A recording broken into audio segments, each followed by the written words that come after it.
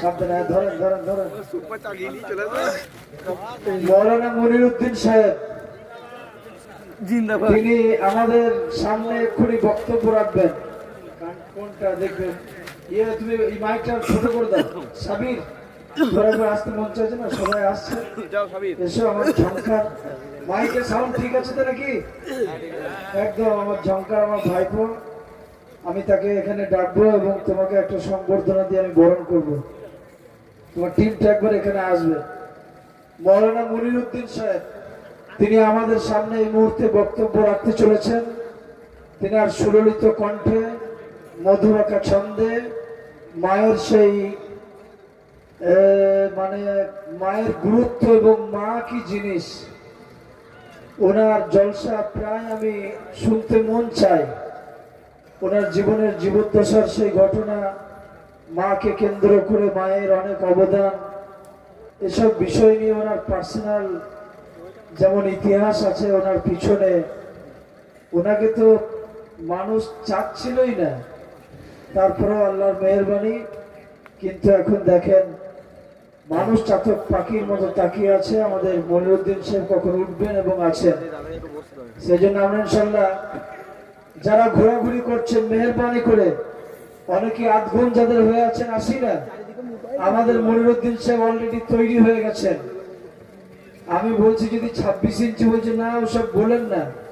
আমি কিন্তু 26 ইঞ্চি বলি নাই, 1.5 ফুটের জন্য এসব আমি বলি নাই। উনি একজন আলিম মানুষ, খুব আদবের সঙ্গে উনি আমাদের মাঝে এসে উপস্থিত হয়েছেন। এক্ষুনি উনি বক্তব্য রাখবেন। আমরা সবাই প্রাণ ভরে শুনবো, আমল করবো ইনশাআল্লাহ। এরপরে মৌলানা আক্কাস আলী সাহেব আছেন, প্রাক্তন পুলিশ অফিসার। উনি এনার পরে বক্তব্য রাখবেন, 5-7-10 মিনিট দিয়ে উনি মুনাজাত করবেন। নাসিরউদ্দিন চাঁদপুর সাহেব হঠাৎ অসুবিধার কারণে উনি বেরিয়ে গেছেন। ভীষণ অসুবিধা, মানুষের অসুবিধা থাকতেই পারে, সেই অসুবিধার জন্য উনি বেরিয়ে চলে গেছেন। হ্যালো, সেই জন্য আমরা ইনশাআল্লাহ শুনি হযরত বক্তব্য রাখছি। জি, আসসালামু আলাইকুম ওয়া রাহমাতুল্লাহ।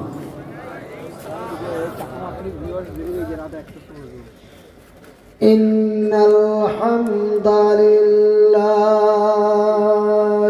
নাহমাদুহু ওয়া নাস্তাইনুহু ওয়া নাস্তাগফিরুহু ওয়া নু'মিনু বিহি ওয়া নাতাওয়াক্কালু আলাইহি। ভাই এটার মতো, এটা এই আওয়াজ, এটা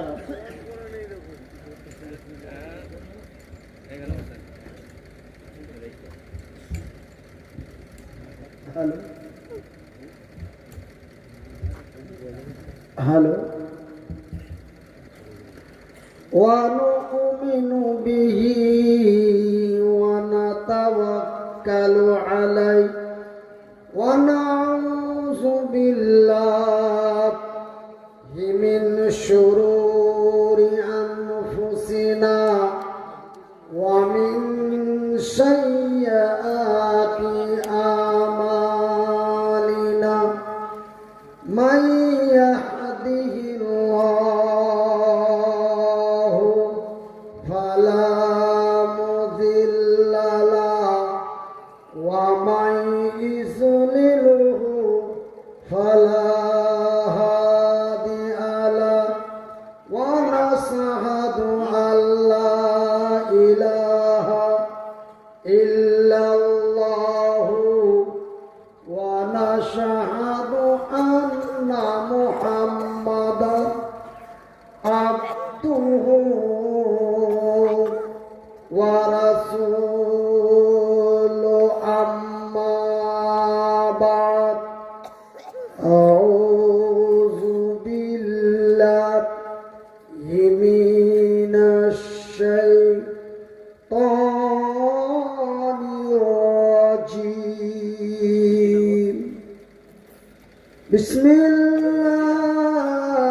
বিসমিল্লাহির রাহমানির রাহিম। ওয়ালা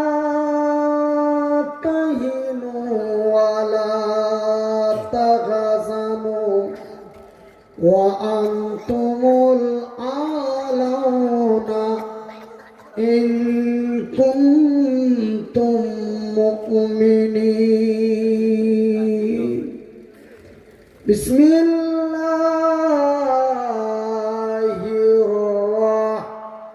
الرحمن الرحيم ولا تقولوا لمن يقتل في سبيل الله في سبيل الله أموات بل أحياء ولكن لا تشعرون إن الله وملائكته يصلون على النبي يا أيها الذين آمنوا صلوا عليه وسلموا تسليما اللهم صل على محمد وعلى آل محمد كما صليت على إبراهيم وعلى آل إبراهيم إنك حميد مجيد اللهم بارك على محمد وعلى آل محمد كما باركت على إبراهيم وعلى آل إبراهيم إنك حميد مجيد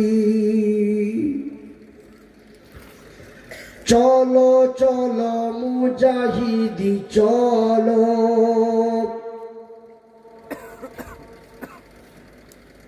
জিহাদের ময়দানে চলো শহীদের ঈদগাহে চলো চলো চলো মুজাহিদি চলো জিহাদের ময়দানে চলো শহীদের ঈদগাহে চলো অন্যায় জুলুম ভারতের মাটিতে অন্যায় জুলুম ভারতের মাটিতে অন্যায় জুলুম বাতিলের ভিত্তি বজ্রের হুঙ্কার দোলো হায়নার মতো আজ বড় বড় শক্তি কেড়ে নেই মানুষের অধিকার বর্তমান সিস্টেমটা এখন তাই না ভাই একটু হ্যাঁ বা না বলুন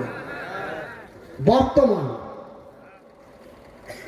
হায়নার মতো আজ বড় বড় শক্তি কেড়ে নেই মানুষের অধিকার দিগান্তে আজ শোনো শোনো ওই মুসলমানের কান্না রোগে সোগে অনাহারে দু মুঠো অন্যায় এতটুকুন ভালো পাই না পথে পথে পড়ে আসে অসহায় সমাজের ওরাজন কেউ নাই নারায়ে তাকবীর পথে পথে পড়ে আছে অসহায় সমাজের ওরাজন কেউ নাই ওই সব মানুষের মুক্তির জন্য কোন সব আজকে যারা SIR নিয়ে টেনশনে আত্মহত্যা করছে ওই সব মানুষের মুক্তির জন্য জিহাদের ময়দানে চলো চলো চলো মুজাহিদি চলো জিহাদের ময়দানে চলো শহীদের ঈদগাহে চলো সম্মানিত ও যোগ্যতম আজকের সভার সভাপতি মহাশয়,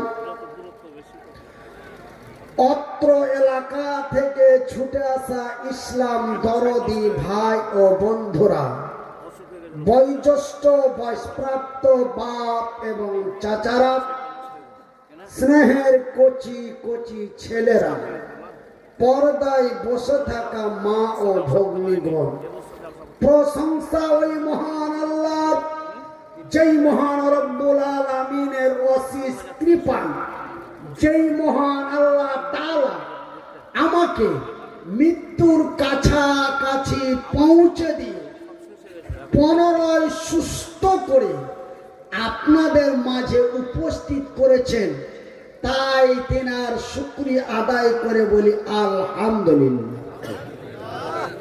অতঃপর তার প্রিয়ত রসূল, দো জাহানের নবী, নবী কুলের নবী, সৃষ্টি জগতের নবী, নবীদের নবী, নবী মুহাম্মদুর রাসূলুল্লাহ, বলুন সাল্লাল্লাহু আলাইহি ওয়াসাল্লাম। আমার অপারেটর ভাই, আমি আপনার কাছে বিনীত অনুরোধ জানাই যে আমি একজন ব্রেন স্ট্রোক মানুষ। আমার প্রায় জায়গায় অনেকেই মানুষ অবগত আছেন যে মাওলানা মনিরুদ্দিন ভাই 2022 সালে ব্রেন স্ট্রোক করে মারা গেছে, এমনই অনেকে অবগত আছেন। তাই আমি শক্তি বেগ লাগিয়ে আমার কথা বলতে অসুবিধা, তাই এই মাদ্রাসার মুহতামিম হযরত আল্লামা মুফতি নাসিরউদ্দিন চৌধুরী সাহেবের সাথে আমার যেটা আলোচনা হলো যে আমি আপনাদের সামনে এসেছি, আমার কোনো নির্ধারিত সময় নেই। আমি আমার মতো যতটুকুন পারবো আমি বলার পরে আমার পরবর্তী একজন যোগ্যতম আলেমে দিন আমার পিছনে বসে আছেন। তিনি বিগত পূর্বে উনি একজন পুলিশ অফিসার ছিলেন। এখন আল্লাহ রাব্বুল আলামিন ওনার মুখ দিয়ে কোরআন ও হাদিসের কথা বলিয়ে দিচ্ছেন। পুনরায় বলি আলহামদুলিল্লাহ। তাই আমার অপারেটর ভাইয়ের কাছে আমার আবেদন যে আপনার মাইকের মধ্যে কোনো ডিজে আওয়াজ থাকবে না। ডিজে আওয়াজ থাকলে আওয়াজটা একটু ভারী হয়, আমাকে কথা বলতে একটু জোরে হবে। তাই আমি আপনাকে বলতে চাই যে এই যে চোঙগুলো লাগা আছে, বক্সের আওয়াজগুলো কিন্তু ঠিক চোঙের মতোই করে দেওয়া যায়। সেটা আমার জানা ছিল পূর্বে। আমি মাইক সম্বন্ধে আল্লাহ রাব্বুল আলামিন আমাকে অনেকটা অভিজ্ঞতা দিয়েছিলেন, কিন্তু ব্রেন স্ট্রোক হওয়ার পর আমার দুইটা তার ফল্ট হয়ে গেছে ডান সাইডে। তার ফল্ট হয়ে যাওয়ার কারণে আমার বাম সাইডটা নষ্ট হয়ে গেছে। সেহেতু আমি অসুস্থ মানুষ, আপনাদের মহব্বতের ভালোবাসায় পড়ে আপনাদের বর্ধমান জেলার অন্তর্গত কাটুয়া থানার, এটা আপনার মঙ্গলকোট থানা, কিন্তু আমি যে আপনাদের এই জলসাতে এসেছি ওই কাটুয়া ঘাট পার করে এসে আমার এক বোন, নাম তার হাসিনা খাতুন বা বিবি, অত্যন্ত আমাকে বড় ভাইয়ের মতো শ্রদ্ধা এবং ভালোবাসেন। তাই এই হুজুর যখন আমার বোনের নাম বললেন, তারপরে আমার বোনও আমাকে রিকোয়েস্ট করলো, তখন আমি আমার বোনের মহব্বতে পড়ে আপনাদের এই দাওয়াত কবুল করেছি। শুধু কবুল করি নাই, আপনাদের এই প্রোগ্রামে আমি এসে উপস্থিত হয়েছি। যাই বা হোক, আমার পূর্বে যিনি বক্তব্য দিচ্ছিলেন সুনামধন্য বক্তা, আসাম, বেঙ্গল আরো বিভিন্ন রাজ্যের একজন ভাইরাল বক্তা শায়খ মাওলানা জয়নাল আবেদিন সাহেব। ওনার শ্রোতা আমিও ছিলাম বিগত 18 বছর আগে, যখন সিডি ক্যাসেট বাজারে চলছিল তখন ওনার ক্যাসেট আমি 40 টাকা দিয়ে খরিদ করে নিয়েছি। আমি টেলিভিশনে চালিয়ে চালিয়ে আমি ওনার কথাগুলো শুনতাম। উনি অত্যন্ত বুজুর্গ মানুষ এবং আল্লাহ রব্বুল আলামিন ওনাকে কথা বলার অনেক অভিজ্ঞতা আল্লাহ দান করেছে, বলি আলহামদুলিল্লাহ। তাই আমি মনিরউদ্দিন আপনাদের সামনে বেশি কথা বলতে চাই না। আজকে বিশেষ করে পশ্চিমবঙ্গ তথা সারা ভারতবর্ষের সংখ্যালঘু মুসলমানেরা তথা আমরা অত্যন্ত চিন্তায় চিন্তিত, কথা ঠিক কিনা বলেন? আমি মনিরউদ্দিন, আমি হাত নাই পা নাই, তারপরেও SIR এ আমার নাম ব্যাক চলে এলো। ব্যাক আসার পরে আমি গতকালকে হিয়ারিং করে এসেছি। তো এই যে একটা দুশ্চিন্তা, অনেক জায়গায় অনেক মানুষ সুসাইড করে মারা গেল, কাগজপত্র সঠিকভাবে ব্যবস্থা না করতে পারার কারণে এই বাংলাদেশ পাঠিয়ে দেবে, বাংলাদেশ চলে যেতে হবে, এই টেনশন করে এই জীবন থাকার চাইতে মেরে দেওয়াই উত্তম, এই বলে বিষ পান করে মারা গেল। এমন ঘটনা পশ্চিমবঙ্গের বিভিন্ন জেলায় ঘটেছে, কথা ঠিক কিনা বলেন? কিন্তু আমি মনিরউদ্দিন আপনাদের বলি, আমার ভাইয়েরা, আত্মহত্যা মহাপাপ, আত্মহত্যা মহাপাপ। সেহেতু এমন টেনশনে যারা নিজের জীবন নিজেকে হত্যা করেছেন, আমি মনিরউদ্দিন বলবো আপনি তওবা করুন যেন পূর্বে এমন ঘটনা না ঘটে। কেন জানেন? আল্লাহ রব্বুল আলামিন আমাকে দুটো হাত দেয় নাই, দুটি পা দেয় নাই, কিন্তু আল্লাহ রব্বুল আলামিন আমাকে দুটি চোখ দিয়েছে। আলহামদুলিল্লাহ বলেন, আর একটু মহব্বত দিয়ে বলেন আলহামদুলিল্লাহ। আল্লাহর দেওয়া চোখ দুটি দিয়ে আল্লাহর কোরআন এবং নবীর হাদিসে পড়ে দেখলাম, যারা আত্মহত্যা করে মারা যায় তাদের রূহ আল্লাহর আরশে যায় না। কতদিন পর্যন্ত? যতদিন পর্যন্ত কিয়ামত অনুষ্ঠিত না হয়। আমার ভাইয়েরা, আমার বন্ধুরা, আপনি স্ত্রীর টেনশনে পড়ে, ভাইয়ের টেনশনে পড়ে, বাবার টেনশনে পড়ে, এই SIR এর টেনশনে পড়ে, NRC টেনশনে পড়ে আপনি আপনার নিজের জীবনকে হত্যা করলেন। আপনার রুহটা, প্রত্যেকের রুহ আছে, কথা বুঝে যান ভাই, প্রত্যেকের রুহ আছে। এই আপনার রুহটা আল্লাহর আরশে আজিম পর্যন্ত যায় না, কিয়ামত পর্যন্ত আপনার রুহটা নিচের আকাশে দৌড়ে বেড়াবে, আর সেই নফস, আপনার নফস শান্তি পাবে না। এই জন্য আমি মনিরউদ্দিন আপনাদের বলি, আমার ভাইয়েরা, খবরদার কেউ আত্মহত্যা করার চেষ্টা করবেন না। নাম্বার 1। নাম্বার 2, আল্লাহকে এক বলে কারা কারা বিশ্বাস করেন একটু হাত তুলে দেখাবেন। নারে তাকবীর, লিল্লাহি তাকবীর।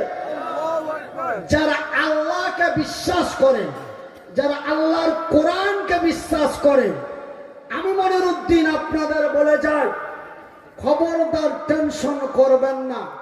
খবরদার টেনশন করবেন না, টেনশন করার কোনো দরকার নেই, হতাশ হওয়ার কোনো প্রয়োজন নেই। আল্লাহ নিজেই বলছেন বিসমিল্লাহির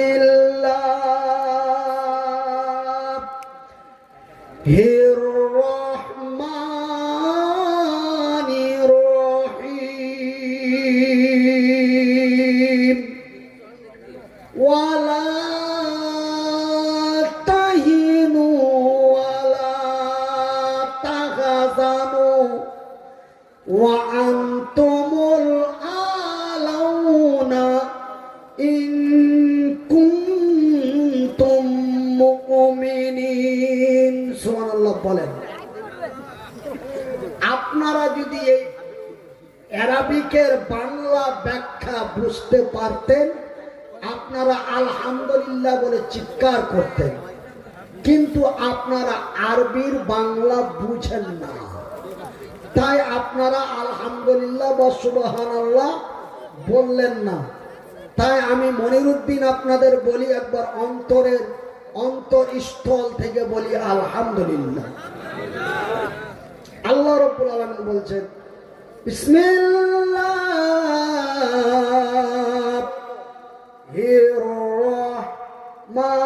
রহমানির রহিম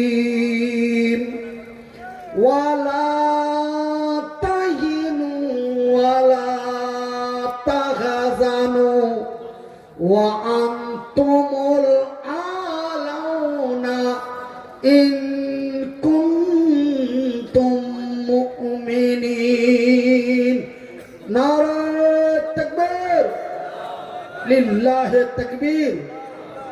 আল্লাহ রাব্বুল আলামিন বলেন, রে সংখ্যালঘু ইমানদার মুসলমানেরা, রে সংখ্যালঘু আল্লাহর বান্দা এবং বান্দিরা, রে সংখ্যালঘু মুসলমানেরা, ওয়ালা তাহিনু ওয়ালা তাহজানু, এই শব্দটির মানে হলো, আমার আল্লাহ বলেন তোমরা চিন্তায় চিন্তিত হয়ো না। এ কথা কে বললেন? কে বললেন? আল্লাহ। আল্লাহ বলেন তোমরা চিন্তায় চিন্তিত হয়ো না, তোমরা হতাশ হয়ে যাও না। হতাশ, তোমরা গমগীন হয়ে যেও না, তোমরা হতাশ গমগীন হয়ে যেও না। তোমরা তোমাদের ঈমানটা মজবুত করো। ঈমান মানে কথা বলে না, ঈমান মানে বিশ্বাস। তোমাদের ঈমানটা মজবুত করো, আমার উপর তাওয়াক্কাল বিশ্বাস করো। আমি আল্লাহ, আমার ওয়াদা, আমি আল্লাহ। আল্লাহ নিজেই বলছেন আমি আল্লাহ, আমার ওয়াদা, আমার জমিনে আমি ঈমানদারের বিজয় করব। জোরে বলি আলহামদুলিল্লাহ। কার বিজয় করব? আপনাদের কথা বলতে অসুবিধা হয় না? ভয় পান যে এখন ঝামেলার সময় মনিরুদ্দিন ভাই কি আলোচনা করতে লাগলো, এই জন্য কি আপনারা অসুবিধা মনে করেন? তবে বলি আলহামদুলিল্লাহ। আমি মনিরুদ্দিন, যার দুটো হাত নেই পা নেই, যেই লোকটা আজকে 3 বছর থেকে বাম সাইড প্যারালাইসিস হয়ে আছে, এই লোকটা যদি হক কথা বলতে যে কোনো দ্বিধা না পায়, আপনারা আমার কথার উত্তর দিতে কেন আপনারা অসুবিধা মনে করেন? একবার জোরে বলি নারায়ে তাকবীর। আমার ভাইয়েরা, আমার বন্ধুরা, আজকে যেমন আমাদের ভারতবর্ষের মাটিতে অন্যায়, অবিচার, নির্যাতন, এমনি করে জোর করে জয় শ্রীরাম বলানো হচ্ছে। এই 4 দিন আগে আমাদের পশ্চিমবঙ্গের মালদা ডিস্ট্রিক্টের হরিশ্চন্দ্রপুর থানা তথা আমার বাড়ি থেকে 500 মিটার দূরে আমার মতো নওজওয়ান তরুণ যুবককে জোর করে জয় শ্রীরাম বলাচ্ছিল 4 জন ছেলেকে। জয় শ্রীরাম না বলার কারণে তাদেরকে বেধড়ক মারা হয়েছে। এই বর্তমান 4 দিন আগের খবর, নিশ্চয় আপনারা সোশ্যাল মিডিয়ায় তা দেখেছেন বা শুনেছেন। এটা আমাদের পশ্চিমবঙ্গের মালদা ডিস্ট্রিক্টের হরিশ্চন্দ্রপুর থানা তথা আমার বাড়ি থেকে 650 মিটার দূরে, মানে 1 কিলোমিটারও নয়। তাই আমার ভাইয়েরা, এমনই নির্যাতন অত্যাচার জুলুম মক্কার মাটিতে আবু জেহেলের নেতৃত্বে এই মতো মক্কার মাটিতে চলছিল।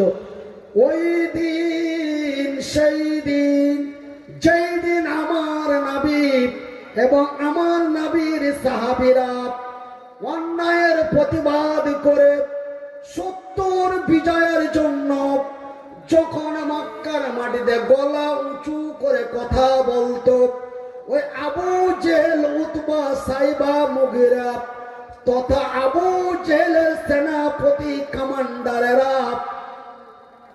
হযরতে হানজালার মতো, হযরতে মাসুদের মতো নওজোয়ান তরুণ যুবক গুলিকে তুলে নিয়েছে, নির্দোষ ভাবে হত্যা করে দিত। কথা ঠিক কিনা বলেন আমার ভাইয়ের, আমার বন্ধুরা? সেই দিন মক্কার মাটিতে সংখ্যালঘু মুসলমানেরা গলা উঁচু করে কথা বলতে পারত না। আমার নবী এবং আমার নবীর সাহাবীরা, হযরতে আবু বকর সিদ্দিক, এমনি করে আমার নবীর সাহাবীরা আল্লাহর দরবারে দরখাস্ত করলেন, আয় রব্বুল আলামিন, এমনই নির্যাতন নিপীড়ন যদি আবু জেহেলের হয়, এমনই অন্যায় অত্যাচার যদি আবু জেহেলের হয়, ওগো আল্লাহ, তোমার দিনের কথা মানুষের কাছে কেমন করে পৌঁছাবো? এমনই চিন্তায় হতাশ হয়ে গেলেন আমার নবী এবং নবীর সাহাবীরা। আল্লাহ রাব্বুল আলামিন সঙ্গে সঙ্গে জিব্রাইলকে পাঠিয়ে দিলেন, ওগো জিব্রাইল, যাও আমার নবীর দরবারে যাও এবং আমার নবীকে জানিয়ে দাও। আমার ভাইয়ের, আমার বন্ধুরা, আল্লাহর নবী, দয়ার নবী, বিশ্বের নবীর দরবারে জিব্রাইল এসে গেলেন। জিব্রাইল এসে আমার নবীকে বললেন, ওগো নবী, বলো, ওয়ালা তাহিনু ওয়ালা তাহজানু ওয়া আনতুমুল আলাউনা ইন কুনতুম মুমিনিন। ওগো নবী, হতাশ হয় না, হতাশ হওয়ার কোনো কারণ নেই, টেনশন করার কোনো কারণ নেই। আমি আল্লাহ, আমার ওয়াদা, আমার জমিনে আমি ঈমানদারের বিজয় করব। কার বিজয়? ঈমানদারের, বেঈমানের না, মুনাফিকের না, মদখোরের না, সুদখোরের না, বেঈমানের না। আমি বিজয় করব কার? ঈমানদারের।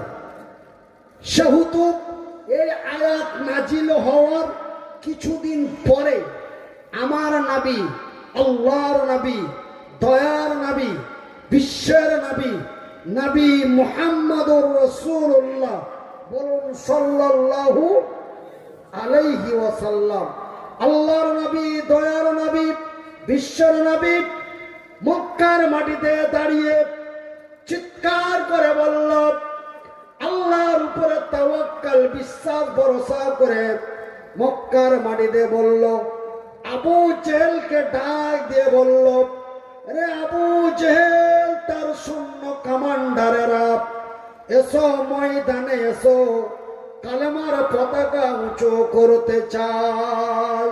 এসো, মায়ের দুধ খেয়েছো, এসো, চলো মওতার প্রান্তে লড়াই হবে। কোথায়?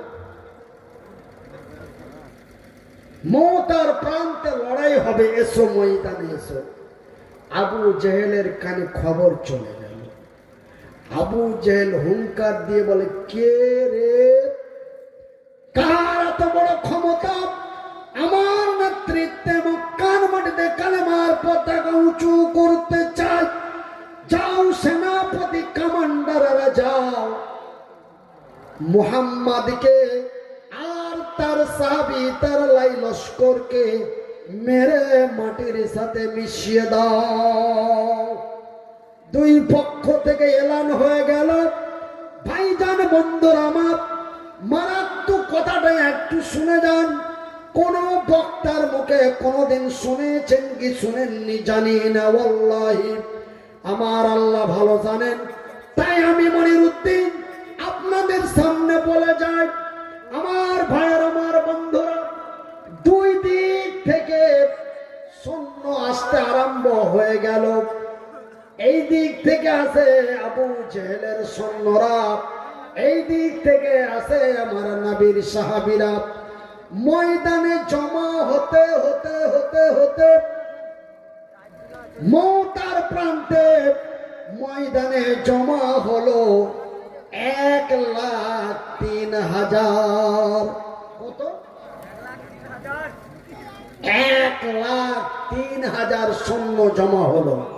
মওতার প্রান্তে লড়াই হবে, কালেমার পতাকা উঁচু করা হবে। 1,03,000 সৈন্য জমা হলো। 1,00,000 ইতিহাসের পাতায় পাওয়া যায়।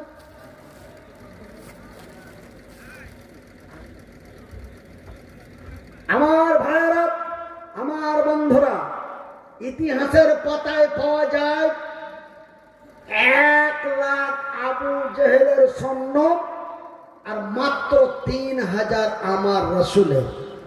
কত? 3,000। এবার ময়দানে লড়াই আরম্ভ হবে।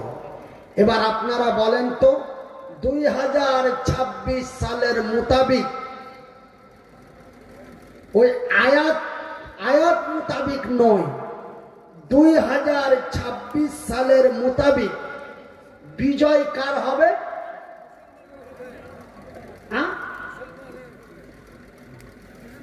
আরে ওখানে তো আল্লাহ বলেছেন, বর্তমান আপনার আমার যে সামান্য জ্ঞানটা আছে এই জ্ঞান দিয়ে বলুন 1 লাখের নাকি? 1 লাখের।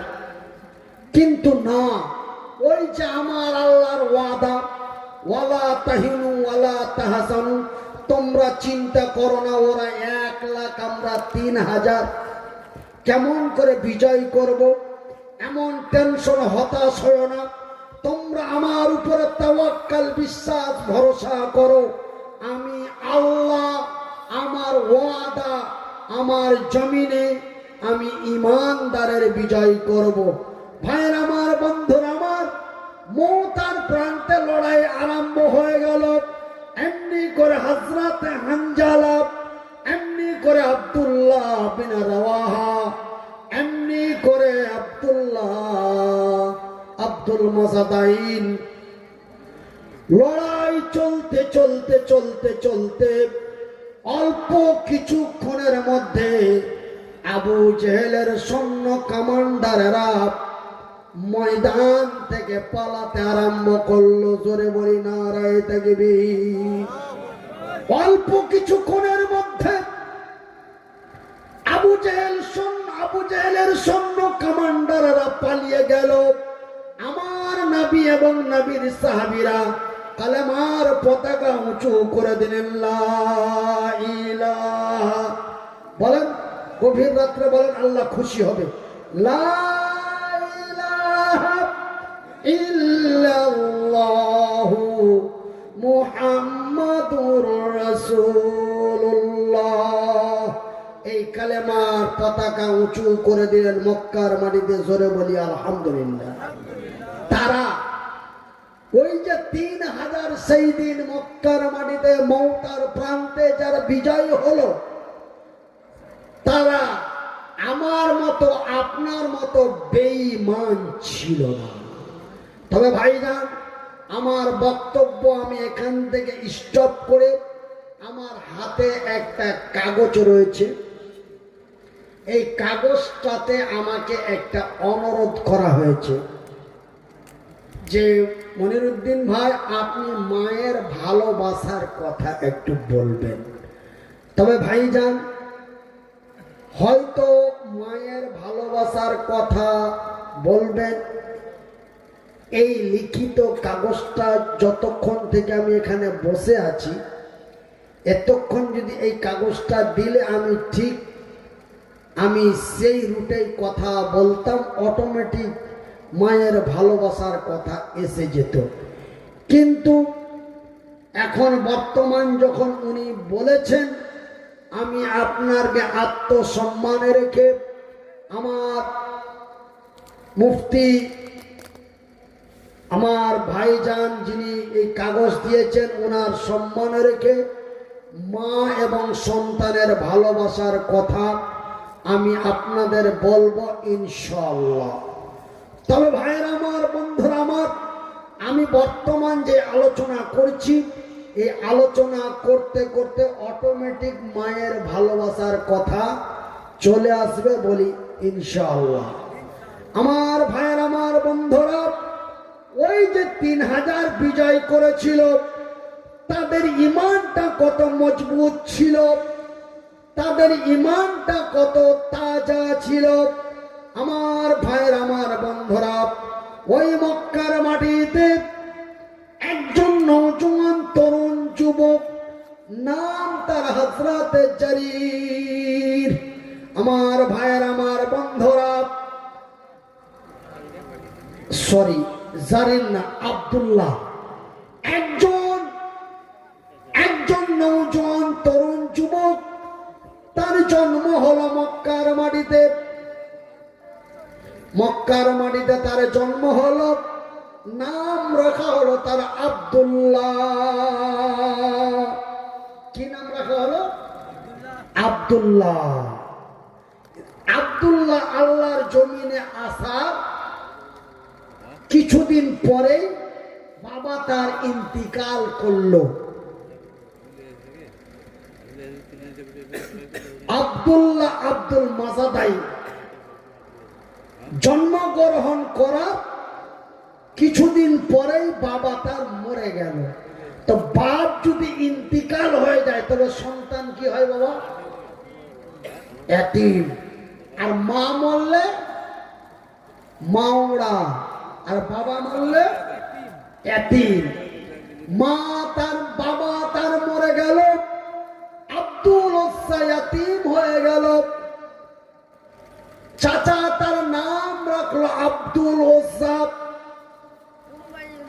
বাবা মরে গেল, মা তার চলে গেল। ওসা কোথায় লালন পালন হবে? বাবা হারা সন্তান। আমার ভাইয়ের আমার, বন্ধুরা, কোন বানানো কেসা নয়, সহিহ বুখারীর মধ্যে পাওয়া যায়। এইবার মার সন্তানের ভালোবাসার কথা এইবার আপনারা পেয়ে যাবেন ইনশাআল্লাহ। আমার ভাইয়েরা, কিন্তু সেই আব্দুল ওসার ইমানটা কত মজবুত ছিল। আমার ভাইয়ের আমার, বন্ধুরা, রে নওজোয়ান তরুণ যুবকেরা, আমি মনিরুদ্দিন বলি,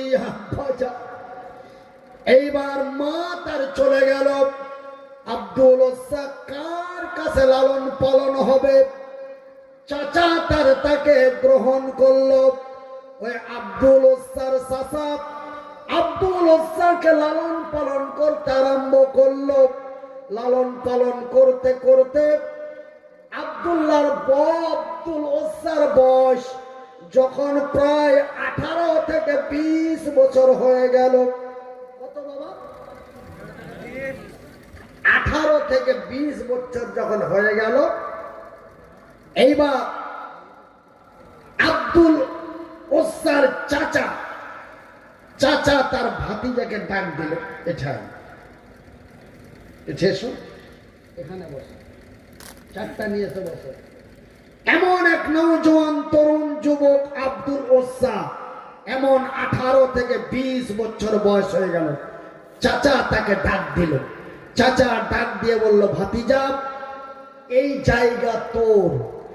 একটা বাংলা কথাই বলি, আমি মনিরুদ্দিন বাঙালি মুসলমান, আমি ভারতীয় পশ্চিমবঙ্গের, আমি মুসলমান।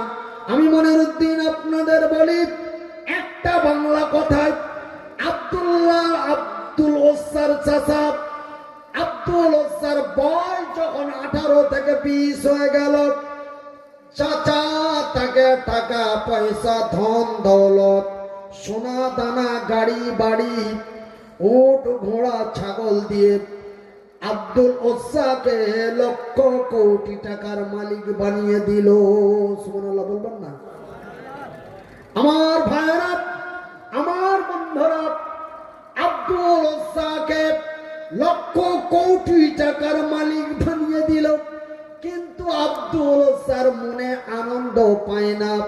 ভাইয়ের আমার, বন্ধুরা আমার, আমি মনিরুদ্দিন মাত্র 500 টাকার বিনিময় ইমান বিক্রি করে দিই। কথা ঠিক কিনা বলেন? আমার ভাইয়েরা, আপনাদের বর্ধমান জেলার মানুষ কেমন জানি না, কিন্তু আমাদের মালদা জেলার হরিশ্চন্দ্রপুর থানার এলাকার মানুষ অনেকেই যুবক আছে, একটা সিগারেটে ইমান হারিয়ে দেয়। একটা সিগারেটের বিনিময়ে সকালবেলায় আব্দুল্লাহর লোক আর সন্ধ্যাবেলায় আব্দুর রহিমের লোক। সামান্য একটা লাল চায়ের বিনিময়, একটা সিগারেটের বিনিময় ইমান তার দুর্বল হয়ে যায়। কথা ঠিক কিনা বলে? কিন্তু আব্দুল ওসাদ লক্ষ কোটি টাকা পাওয়ার পরেও আব্দুল ওসার মনে তৃপ্তি পায় না, তৃপ্তি পায় না। কি এমন করলে আমি নিজেকে আনন্দময় খুশি হব, এই চিন্তা করতে করতে আব্দুল ওসা একদিন তার চাচার কাছে চলে গেল। চাচার কাছে যে চাচাকে ডাক দিল, চাচা বলো ভাতিজা। আপনারা ভাতিজা বলেন না ভাইপো বলেন? ভাইপো। বলো ভাইপো, খবর কি? বলে, চাচা গো, আপনার সাথে আমার কিছু কথা আছে। কি আছে? কিছু কথা আছে। ভাইজান, আজকে যে আলোচনা করছি, এই আলোচনা আমি যেখানেই করেছি, বাংলাদেশের কুমিল্লাতে করলাম, 3 জন ইমান নিয়ে আসলো। সেহেতু এই আলোচনাটা করতে আমি অনেক জায়গায় নিজেকে একটু দ্বিধা মনে করি, যে এখন বর্তমান ভারতের যে অবস্থা, এই আলোচনা করতে গিয়ে যদি কেউ যদি ইমান নিয়ে চলে আসে, তবে হয়তো একটা বিশৃঙ্খলা হতে পারে। এই জন্য মারাত্মক ঘটনা শুনে নেন ভাইয়েরা আমার, আমার আব্বা জানারা, আমার ভাই জানারা। আজকে আমি মনিরুদ্দিন সামান্য টাকার লোভে পড়ে, অল্প টাকার লোভে পড়ে আমি আমার নিজের ইমান বিক্রি করে দিই, কিন্তু সেই দিন আব্দুল ওসাদ লক্ষ কোটি টাকার মহব্বত করল না। চাচাকে ডাক দিয়ে বলল, ওগো চাচা, ওগো চাচা, তোমার সাথে আমার কিছু কথা আছে। চাচা বলে, বলো ভাইপো। তুই একটা কেন বলবি? তুই হাজারো কথা বলতে পারিস। কেন? আমি তো তোকে লালন পালন করে মানুষ করলাম, তোকে লক্ষ কোটি টাকা দিয়ে পয়সাওয়ালা করে দিলাম। কয়েকটা কথা এখনো বলবি? তোর মন ভরে আমার সাথে আলোচনা কর। বললে, চাচা, এতগুলো সময় আমার কাছে নাই, মাত্র কয়েকটা কথা বলবো। বলে, বলো ভাতিজা। বলে, চাচা গো, এই মক্কার মাটিতে একজন ব্যক্তির নাম শুনেছেন? ওসা বলছে তার চাচাকে, যে এই মক্কার মাটিতে একজন ব্যক্তির নাম শুনেছেন? চাচা কিন্তু বড় বড় চোখ। কি নাম? বলছে, নামটি হলো তার মুহাম্মদ। বলুন সাল্লাল্লাহু আলাইহি ওয়াসাল্লাম। এই লোকটার নাম কি শুনেছ? চাচা বলছে, হ্যাঁ শুনেছি। তো কি হয়েছে? বলে চাচা ওই মুহাম্মদ, আমি যখনই মুহাম্মদ শব্দটি ব্যবহার করব আপনারা কেউ চুপ থাকবেন না, অটোমেটিক সাল্লাল্লাহু আলাইহি ওয়াসাল্লাম না বললে আল্লাহ এবং তার রাসূলের প্রতি চরম আকারের বেয়াদবি হয়ে যাবে। এটা একটি বিশাল দুরূদ যে নবীর নাম শোনার পরে চুপ থাকা যাবে না। তো ওসা বলছে, ওগো চাচা,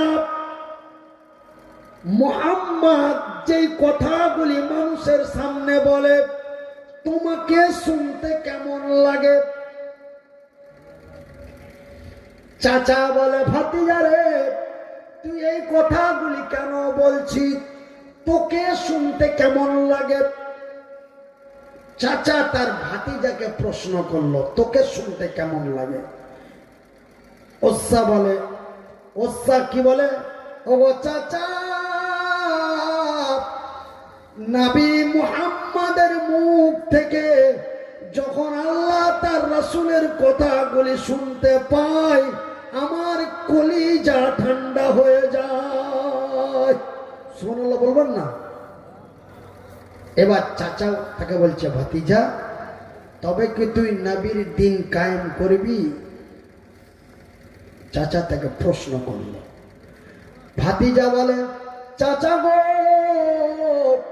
আমি তো নবীর দিন কায়েম করবই, আমি তো কালেমার পতাকা হাতে নেব অবশ্যই, কিন্তু চাচা তোমার সামনে আমার বলার মেন উদ্দেশ্য হলো চাচা আর ভাতিজা, চাচা আর ভাইপো একসঙ্গে যদি কালেমার পতাকাটা হাতে নিতে পারতাম তবে দুই চাচা ভাতিজা একসাথে জান্নাতে যাইতাম। নারায়ে তাকবীর। কি বললি? এত বড় তোর সাহস? আমার ঘরে লালন পালন করে তোকে লক্ষ টাকা দিয়ে মানুষ করে আজকে তুই তো কালেমা পাঠ করবি, আবার সাথে আমাকেও দাওয়াত দিচ্ছিস? এত বড় তোর ক্ষমতা?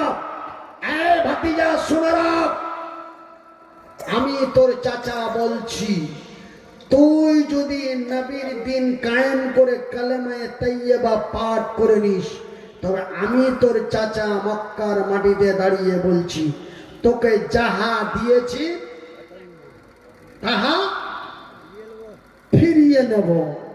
বলে, চাচা মালের ভয় দেখাও, চাচা জানের ভয় দেখাও, আমি আর নিজেকে কন্ট্রোল করতে পারলাম না। লা ইলাহা ইল্লাল্লাহু মুহাম্মাদুর রাসূলুল্লাহ। এই কালেমায়ে তাইয়্যিবা পাঠ করে ঈমান এনে মুসলমান হয়ে গেল। নারায়ে তাকবীর, নারায়ে তাকবীর। আল কোরআনের আলো, আল কোরআনের আলো, আল হাদিসের আলো। আমার ভাইয়েরা,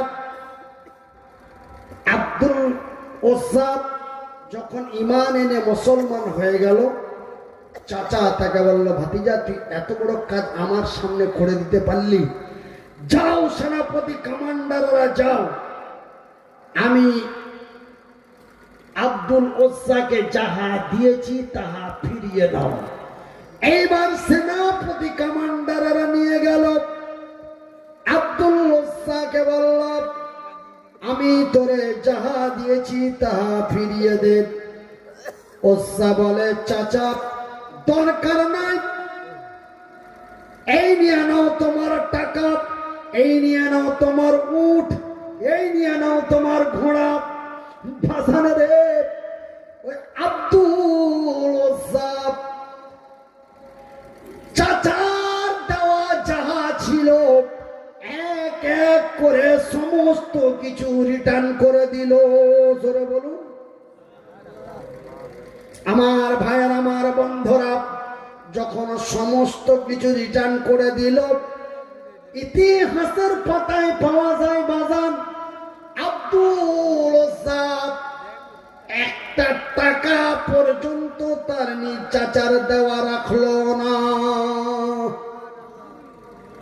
আপনারা অটোমেটিক সুবহানাল্লাহ বলবেন, আল্লাহর রহমত নাজিল হবে। আমি মনিরুদ্দিন বলে যাচ্ছি, আর আপনারা এই সামনে কয়েকদিনের মধ্যে আপনারা বুঝতে পারবেন। আজকে শুক্রবার, আগামী শুক্রবারের মধ্যেই বুঝতে পারবেন যে আমরা রাত জেগে জেগে আল্লাহর তাসবিহ পাঠ করাতে আল্লাহ বান্দার উপরে কতটা রহমতের নজর দেন।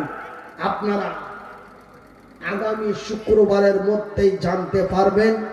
আমি এই এলাকার মানুষকে বলে গেলাম।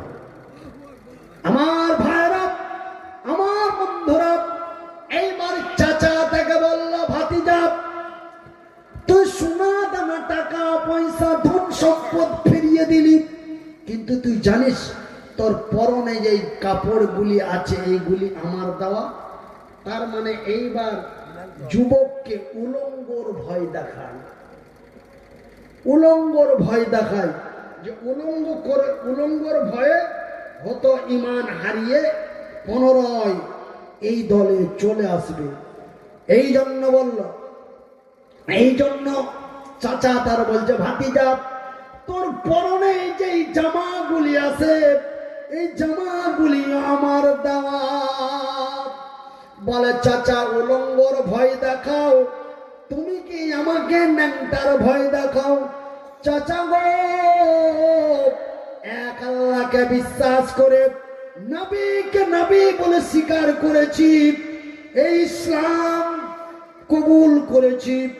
আমি আব্দুল্লাহ, আমি আব্দুল সাদ, আল্লাহর কসম করে বলি, আল্লাহর কসম দিয়ে বলি, নিজের প্রাণ দিতে পারি কিন্তু ইসলাম হারাতে পারি না।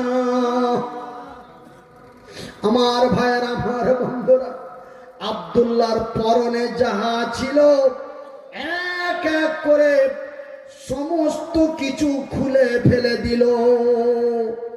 আব্দুল ওসাব পূর্ণ উলঙ্গ হয়ে গেল। জোরে বলি সুবহানাল্লাহ। আমার ভাইয়ের, আমার বন্ধুরা, সমস্ত কিছু উলঙ্গ হয়ে আব্দুল ওসাব বলো, চাচা গো আমি তোমার বাড়িতেও থাকতে চাই না। এই বলে আব্দুল ওসাব তার বাড়ি থেকে বেরিয়ে গেল। জোরে বলুন। উলঙ্গ অবস্থায় রাস্তায় রাস্তায় চলে আর আল্লাহকে বলে, আল্লাহ, আল্লাহ মাসলুমের দোয়া কবুল করে। সহিহ আল বুখারী। আল্লাহ কার দোয়া গ্যারান্টি কবুল করে? যার উপরে অকারণে জুলুম করা হয় তাকে বলা হয় কি? মাজলুম। আর আল্লাহর রাসূল বলেছেন, সহিহ আল বুখারীর হাদিস, আল্লাহর রাসূল বলেছেন, আল্লাহ এই দুনিয়াতে 3 শ্রেণীর ব্যক্তির দোয়া গ্যারান্টি কবুল করে। নাম্বার 1 মুসাফির, নাম্বার 2 মাজলুম, নাম্বার 3 মা। জোরে বলুন। ওসাব মাজলুম ব্যক্তি আল্লাহর দরবারে বলে, আল্লাহ বাবা নাই, বাবা ছোটবেলায় মরে গেছে, মা কোথাও চলে গেছে জানি না, কিন্তু আল্লাহ চাচার ঘরে লালিত পালিত হয়ে, চাচার ঘরে লালিত পালিত হয়ে আজকে আমি উলঙ্গ হয়ে তোমার জমিনে ঘুরছি। আল্লাহ তুমি বলেছ, আল্লাযীনাহুম লিফুরুজিহিম হাফিজুন, রে আমার বান্দা এবং বান্দিরা, তোমরা তোমাদের সারামগাহের হেফাজত করো। আল্লাহ আমি একজন নওজোয়ান তরুণ যুবক, আমি আমার যৌবন এসে গেছে, আমার বয়সটি 18 থেকে 20 বছর, আমি আমার এই উলঙ্গ চেহারা নিয়ে তোমার জমিনে কতদিন থাকবো? এই বলে ওসা আল্লাহর দরবারে দোয়া করে আর পাগলের মতো উলঙ্গ অবস্থায় রাস্তায় চলে। রাস্তায় চলতে চলতে আব্দুল ওসার ব্রেনে এসে গেল, কি হলো?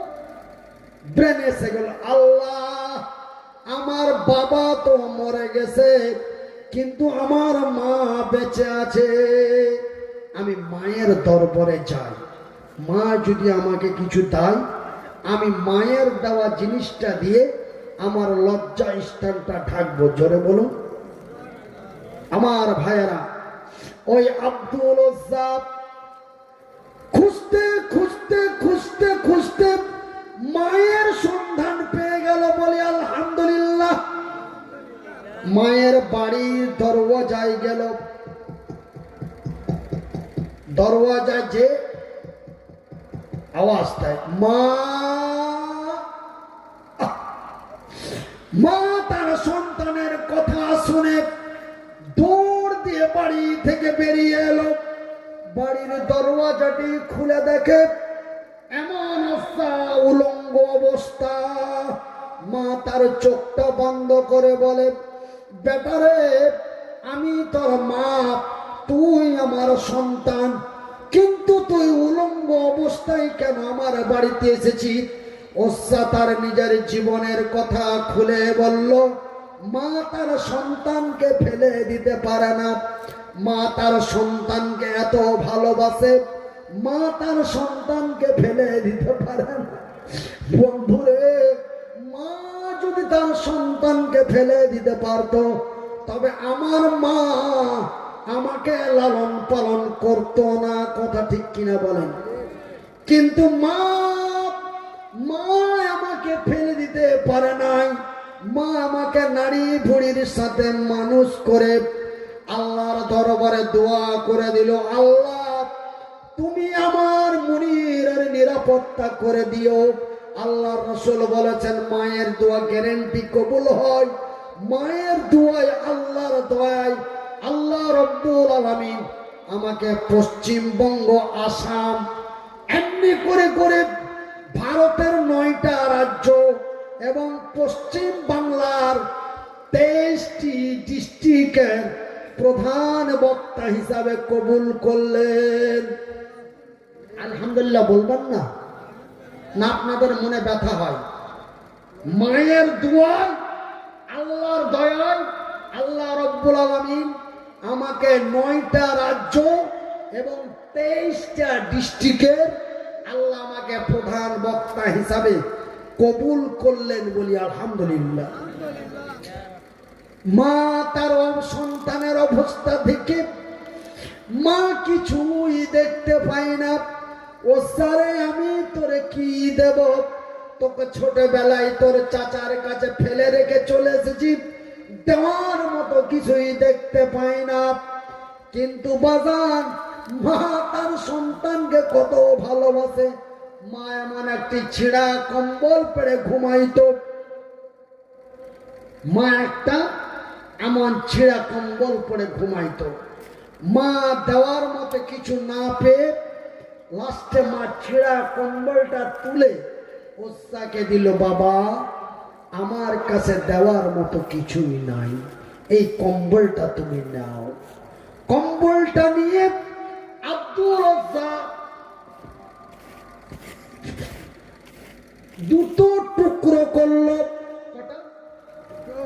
আঙ্গুল দিয়ে দেখান, আঙ্গুলটা উপরে করেন, আল্লাহ খুশি হবে। দুটো টুকরো করলো। ওই ছিঁড়া, আধা ছিঁড়া কম্বল খানা 2টি টুকরা করে, একটি তার গায়ে দিল, একটি তার পরনে দিল। আর পরনে দিয়ে কোন রকম হাঁটু পর্যন্ত তার ইজ্জত থাকলো। এইবার আধা ছিঁড়া কম্বল পরে মাকে বলে দিল, মা আমি আর মক্কার মাটিতে থাকবো না, আমি চলে যাব মদিনা। আমি আল্লাহর নবীর দরবারে চলে যাব এবং আমি দ্বীনের জন্য শহীদ হয়ে যাব। নারায়ে তাকবীর! আমি দ্বীনের জন্য শহীদ হয়ে যাব। মা গো, আমি আর তোমার কাছে থাকবো না, আমি চলে যাব মদিনা। আব্দুল রজ্জাক আধা ছিঁড়া কম্বল পরে মদিনার দিকে রওনা নিয়ে নিলেন। এইবার মদিনার মসজিদে নববীর পাশে আমার রাসূলের বাড়ি। আপনারা কেউ দেখেছেন? দেখেছেন? হাত তুলবেন। আল্লাহ আমাকে 3 বার দেখিয়েছে, বলি আলহামদুলিল্লাহ। আমার মতে এই অধমটাকে আল্লাহর নবীর মদিনার বাড়ি এবং মক্কার বাড়ি দেখিয়েছেন, বলি আলহামদুলিল্লাহ। শুধু তাই নয়, নবীর কবরের সামনে আল্লাহ আমাকে দাঁড়িয়ে নবীর কবর মুনাজাত জিয়ারত করারও আল্লাহ তৌফিক দিয়েছে, বলি আলহামদুলিল্লাহ। তাই আমি আল্লাহর নবীর বাড়ি, আল্লাহর রসুলের কবর মুবারক আমি আল্লাহর দেওয়া চোখ দিয়ে দেখে এসেছি, বলি আলহামদুলিল্লাহ। আমার ভাইয়েরা, এইবার আব্দুল ওজ্জা নবীর বাড়ির দরওয়াজায় বসে আছে। ডাক দিতে আমার রসুল কি অবস্থায় যে না আছে আমি ডাকবো, যদি আমার দ্বারা রসুল কষ্ট পেয়ে যায়, সোনাল্লাহ বলবেন না। এই জন্য আব্দুল ওজ্জা নবীর বাড়ির দরওয়াজায় বসে আছেন। আমার রসুল যখন বাড়ি থেকে বের হবেন, আমি আমার নবীর সাথে সাক্ষাৎ করব। এই বলে নবীর ইন্তিজারে আব্দুল ওজ্জা বসে আছে। এমনি করে মিনারা থেকে আজান ভেসে আছে, হাইয়া আলাস সালাহ। মদিনার মসজিদে নববী থেকে মিনারা থেকে আওয়াজ ভেসে আসলো, আল্লাহর নবী, দয়ার নবী, বিশ্বের নবী এমনি করে বাড়ির দরওয়াজাটি খুললেন। রাসূল নামাজের জন্য আসছেন, বাড়ির দরওয়াজাটি খুললেন। বাড়ির দরওয়াজাটি খুলে এমন এক নওজোয়ান তরুণ যুবক আধা ছিঁড়া কম্বল পরে নবীর ইন্তিজারে বসে আছেন। আল্লাহর নবী এই যুবককে দেখে থমকে দাঁড়িয়ে গেলেন, জোরে বলি সুবহানাল্লাহ। থমকে দাঁড়িয়ে গেলেন। আল্লাহর নবী আর আগে বাড়লেন না। আমার নবী, দয়ার নবী, বিশ্বের নবী থমকে দাঁড়িয়ে বলেন, এই যুবক, তোমার নাম কি? তোমার বাড়ি কোথায়? তোমার অবস্থা কেন? এই বাবু, আরে বাবু, তোর চেহারা দেখে মনে হচ্ছে তুই একটা ভালো ঘরের সন্তান, কিন্তু তোর অবস্থা কেন এই? এই আধা ছেঁড়া কম্বল পরে তোর চেহারার অবস্থা কেন এই? আল্লাহর রাসূল যখন এই প্রশ্ন তাকে করলেন, যুবক বলেন, ইয়া রাসূলুল্লাহ, ইয়া হাবিবাল্লাহ, নবী গো, আপনি আমাকে চিনেন না, কিন্তু আমি আপনাকে চিনি। আপনি আমাকে চিনেন না, কিন্তু আমি আপনাকে চিনি। আমার নাম আব্দুল ওজ্জা, আমার বাড়ি মক্কা। আমি এক আল্লাহকে বিশ্বাস করার কারণে, নবীকে নবী বলে স্বীকার করার কারণে হুজুর আমার অবস্থা এই। এমন আমার লক্ষ কোটি টাকা নিয়ে নেওয়া তো দূরের কথা, রাসূল গো আমার পরনের কাপড় গুলিও খুলে নিয়েছে। আল্লাহর নবীর দরবারে এই নওজোয়ান তরুণ যুবক সমস্ত কুলের কথা খুলে বললেন। আমার নবী, আল্লাহর নবী, দয়ার নবী বললেন, ও সারে, আমি নবী বলছি, আজকের তারিখ থেকে তোর নাম ওজ্জা নয়, আমি নবী তোর নামটা চেঞ্জ করে দিলাম। আল্লাহর নবী, দয়ার নবী, বিশ্বের নবী ওই আব্দুল ওজ্জার নামটা চেঞ্জ করে দিলেন। চেঞ্জ করে আমার দয়ার হাবিব বললেন, যুবক রে, আজকের তারিখ থেকে তোর নাম আব্দুল্লাহ। কি নাম? আব্দুল্লাহ। এই জন্য ভাই আমি আমার মধ্যে মধ্যে আব্দুল্লাহ আব্দুল্লাহ শব্দটা অটোমেটিক বের, কিন্তু প্রথমে তার নাম আব্দুল্লাহ ছিল না। প্রথমে নাম ছিল তার আব্দুল ওজ্জা। ইসলাম কবুল করার পরে নাম হলো তার আব্দুল্লাহ। আল্লাহর নবী, দয়ার নবী একটা বিশাল জায়গা করেছিলেন মদিনার প্রান্তে। আমি মনিরউদ্দিন যেমন আপনাদের দুয়ায়, আল্লাহর দয়ায় আমি পশ্চিমবঙ্গের মালদা জেলার হরিশ্চন্দ্রপুর থানার অন্তর্গত নজরুলপল্লী পাড়াতে আমি একটা আশ্রম খুলেছি। কোন আশ্রম? অনাথ আশ্রম। মানে এমন ছোট ছোট বাবাহারা মাহারা বাচ্চাগুলিকে লালন পালন করে কোরআনের শিক্ষা দেওয়ার জন্য আমি তাদেরকে ইঞ্জিনিয়ার আর বড় বড় আলেম হাফেজ বক্তা বানাবের জন্য আমি একটা আশ্রম খুলে রেখেছি আমার হরিশ্চন্দ্রপুরে। আপনারা যদি আমার আশ্রম দেখতে চান, আমার মাদ্রাসা যদি আপনারা দেখতে চান, তবে আপনারা ফেসবুকে সার্চ করবেন মাওলানা মনিরুদ্দিন পেজ, বাস মাওলানা মনিরুদ্দিন PIG, বাস লিখবেন, আমার পেজ আপনাদের মোবাইলে চলে আসবে। লাইক, কমেন্ট অ্যান্ড ফলো করবেন। ইনশাল্লাহ আমার প্রতিদিনের বক্তব্য এবং আমার মাদ্রাসা, আমার বাড়ি সব কিছু আপনারা দেখতে পাবেন। আগামী 3 তারিখে আমার মাদ্রাসায়, আজকে যেমন আপনাদের এই মাদ্রাসায় 5খানা, কটা? 6টা ছেলেকে পাগড়ি দেওয়া হলো। ঠিক আমার অনাথ আশ্রম, আমার 5 জন এতিম বাচ্চাকে আগামী 3 তারিখে পাগড়ি দেওয়া হবে। তারা পূর্ণ কোরআনের হাফেজ হয়ে গেল বলি আলহামদুলিল্লাহ। আমার ভাইয়েরা, আমার আব্বা জানেরা, আমি মনিরুদ্দিন আপনাদের বলতে চাই, যে আমি মনিরুদ্দিন নিজের জীবনের পারোয়া করিনি।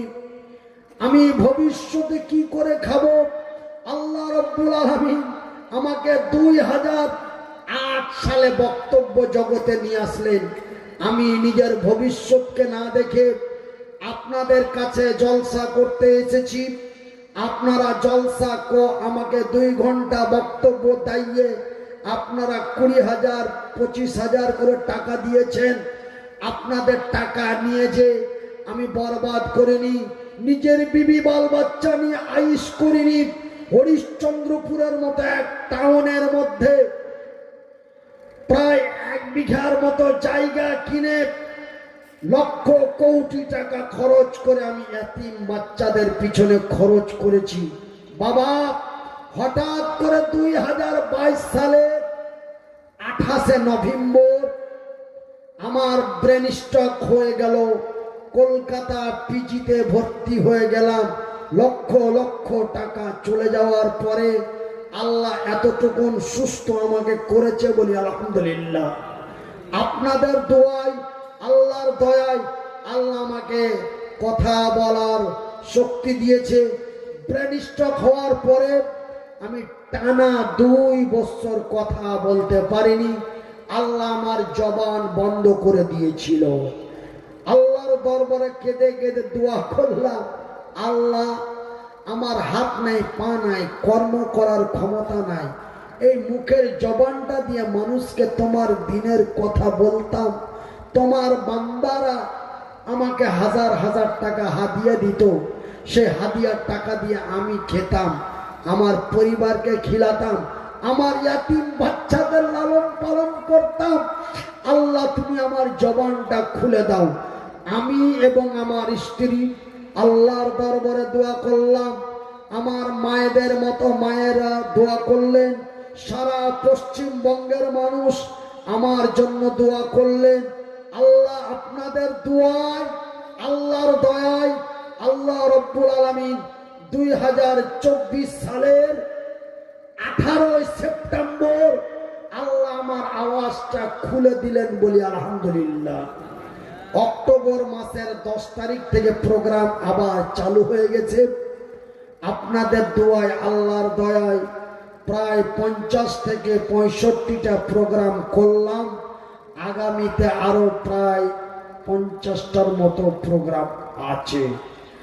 আজকে আপনাদের ফুটি সাঁকু থেকে প্রোগ্রাম নেওয়ার জন্য আমার কাছে এসেছিলেন ডিসেম্বর মাসে।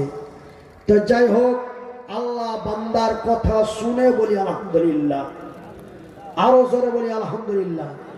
ঠিক আল্লাহর নবী, দয়ার নবী, বিশ্বের নবী সাহাবীদের ডাক দিলেন, সাহাবীরা এই আব্দুল্লাহকে নিয়ে যাও ওই আশ্রমে। কোন আশ্রমে?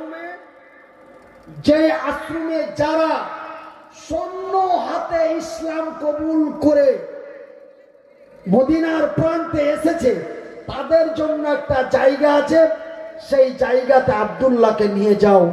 আব্দুল্লাহকে দিনের পথে আসতে বড় কষ্ট করতে হয়েছে, আব্দুল্লাহকে নিয়ে যাও, তার খাওয়া থাকার ব্যবস্থা করো। আব্দুল্লাহকে নিয়ে যাওয়া হলো, আব্দুল্লাহকে নিয়ে যাওয়া হলো। আব্দুল্লাহ ওই আশ্রমে গেল।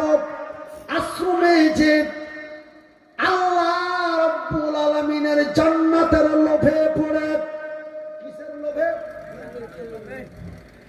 জান্নাতের লোভে পড়ে, নবীর মহব্বতে পড়ে, নবীর ভালোবাসায় পড়ে আব্দুল্লাহ এত জোরে জোরে কোরআন তেলাওয়াত করে, জোরে জোরে কোরআন তেলাওয়াত করে, আব্দুল্লাহর চিৎকারে অন্য সাহাবীদের কষ্ট হয়। জোরে বলুন। আল্লাহর নবীর কাছে বিচার নিয়ে গেল কিছু যুবক সাহাবী, আল্লাহর নবীর দরবারে বিচার নিয়ে গেল। ইয়া রাসূলুল্লাহ, ইয়া হাবিবাল্লাহ, আব্দুল্লাহ যেইভাবে চিৎকার করে, আব্দুল্লাহর চিৎকারে আমাদের ঘুম হয় না। আব্দুল্লাহ এত জোরে জোরে কোরআন তেলাওয়াত করে যে আব্দুল্লাহর চিৎকারে ঠেলানিতে আমাদের ঘুম হয় না। আল্লাহর নবী উত্তর দিলেন, সাহাবিয়ারে, আব্দুল্লাহকে ইসলাম কবুল করতে তাকে বড় ত্যাগ স্বীকার করতে হয়েছে। জোরে বলুন। সেহেতু আব্দুল্লাহ আবেগে পড়ে আল্লাহ তার রসুলের দিবানা হয়ে চিৎকার করছে, তাকে যত পারো চিৎকার করতে দাও। জোরে বলুন।